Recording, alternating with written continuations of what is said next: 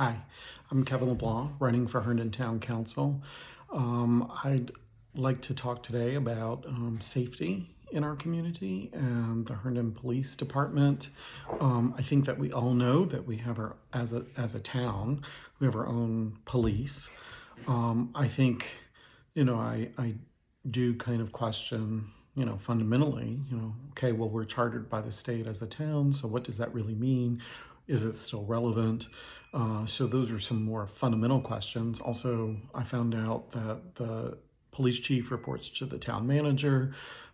Is that an appropriate place? Normally in business and in other areas of our world, we don't necessarily have the policing and auditing and enforcement functions reporting to the executive function. So if we think about federal government, our judicial system does not report to the president or the legislative. So, maybe, Maggie, who's the police chief, should report to the town council. But let me read something from HPD's community policing. And so the definition here says community policing focuses on a proactive rather than reactive response to neighborhood crime by addressing problems at their source. Officers patrol the same neighborhoods every day, allowing them to really understand the community. They engage with residents face to face, which leads to trusting relationships. Once this trust is established, citizens feel more comfortable working with the police to keep their community safe. These partnerships make it possible to address public safety issues such as crime, social disorder, and fear of crime from inside out instead of outside in. So I do think that the Herndon Police does a reasonable job with this. So certainly, when you see their police cars, they have on the back of them the tag #HerndonPD. They have a website. They're very active in social media. They have, National Night Out. There's a very strong participation in that. I've recently attended one of those events at the Knockman home. So the whole community in the Gray Street area, and they came by, and I know that they were visiting, 6 to 8 other neighborhoods with that.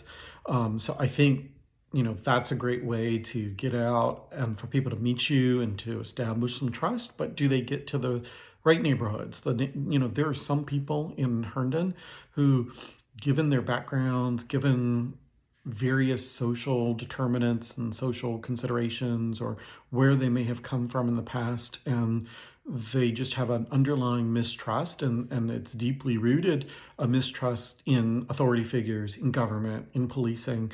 And so we need to continue to find ways to really build that trust. So things like Coffee with a Cop, National Night Out, the social media are all great steps. I think that we need to look for additional ways to really build that. So maybe I know that when you go to events, like at Winter Market, certainly we have cops there, and they're helping and they're interacting with young kids, and there are jersey walls and cars parked in order to block any kind of crazy person from running in to that foot traffic.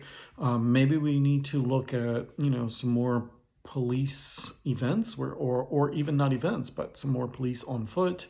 I've noticed some of the cop cars have dark tinting, and I don't really know why. Obviously, I can understand having some on the back, but in the front, right? Like, you would want to see that it's a legitimate police officer. It's your friendly neighborhood cop that you could wave at, and that you build some sort of rapport even when they're in their cars. To me, having that visibility when the entire car is completely tinted creates a barrier between me and the police officer. And maybe they use those in specific purposes or reasons, but I'd like to understand more about that. And is there anything that we can do to bridge that that divide that the windows are even creating? Let's see what else. So bilingual officers, I think that, and we do have some, and I get that that's very difficult to sometimes find, but I think we need to do more and maybe post more resources in other languages. Go to events that those communities have. So, different events, festivals, just very small community driven things, not the big things that are done in town, which certainly they're involved with, but going to some of those smaller ones. I think neighborhoods also need to take some responsibility for this. So inviting them to neighborhood watch or to neighborhood events so that they get to know outside of National Night Out. I think that the police really would welcome and have welcomed coming when they've been requested to participate in something or to talk to kids and to be a part of that community event in some fashion, or make an appearance and talk to people. So that way we all know that they're a part of us, that they come from us and they're here to protect us. But from, as that definition said, from the inside out versus the outside in. Obviously, when you talk inside out, then comes the question of what do we do about police officers living or not living in town? I think that it is something that we should consider. I would not want to force anyone. I think teachers, public workers, a lot of people may not want to live in the town that they serve. Certainly, you don't want to run. I know many doctors say they don't necessarily live in that town because they see their patients and then their patients want free medical advice and examinations right in the grocery store. Same things with teachers. The parents of the children want a PTA meeting in the grocery store, so they never get through their daily business. So I get wanting to have some privacy, some anonymity. Police officer wants to have a beer with his buddies. He doesn't want to necessarily, be policing and constantly have to put on a public-facing face every time he steps out of his or her house.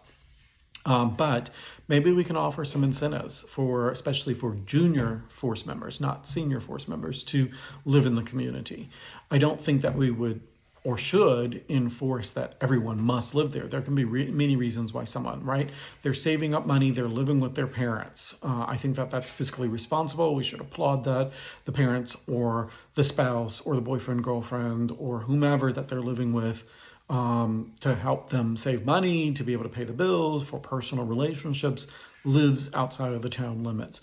But maybe we, look at, and if we have the budget, maybe we can offer some additional stipends or something as an incentive for the junior force members to live in the community, because there is some data to show that those that live in the community are more vested in the community. And then again, it's more of a from the inside out versus outside in. So our force were also, especially in terms of building trust and recent issues that we've all seen, certainly during COVID as it came to a head. Herndon PD they were one of the early adopters. Maggie was really kind of on the forefront of adopting the body cams. And so even with our own incident at the middle school, we went back to the body cams and we could see what was happening. So I think kudos in that regard, and certainly that should continue. And we should look at other kinds of things that continue to build that trust and that openness in our safety function. Thanks.